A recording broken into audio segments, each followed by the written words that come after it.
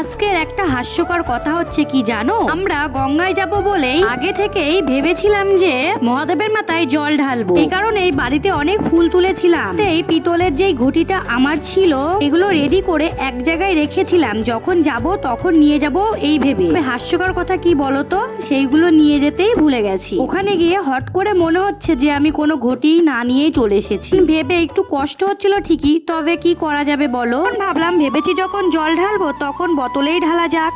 বোতলে তো গঙ্গা জল নিয়ে আসবো, তাই ভাবলাম এতে ঢাললে তো আর কোনো অসুবিধা নেই, এতে ঢালা যেতেই পারে। অনেকেই আছে যে জল ঢালে তোলে করে। তারপরে গঙ্গায় ডুব দেওয়া সেরে নিয়ে আমি চলে আসলাম মহাদেবের মাথায় জল ঢালার জন্য। আমার আগে অবশ্য মা ঠাকুমারা জল ঢেলেছে, এবার আমি ঢালছি। যেহেতু আমরা টোটো রিজার্ভ করে এসেছি সেই জন্যই আমাদের তাড়াহুড়ার মধ্যে দিয়ে সবকিছু আনতে ভুলে গেছি। জল ঢালা আমার কমপ্লিট হয়ে গেছে, এবার ধূপকাঠি গুলো এক জায়গায় গুজে দিয়ে চলে যাব। তুমি গঙ্গায় আসলে কিন্তু এই মহাদেবের কথাই আমাদের মনে পড়ে। আমরা কিন্তু সকলে স্নান সেরে মহাদেবের মাথায় জল ঢেলে তারপরে এখান থেকে রওনা দিই। স্নানটা সেরে নিয়ে এবার বাড়ির দিকে রওনা দেবো, যেহেতু অনেক বেলা হয়ে গেছে।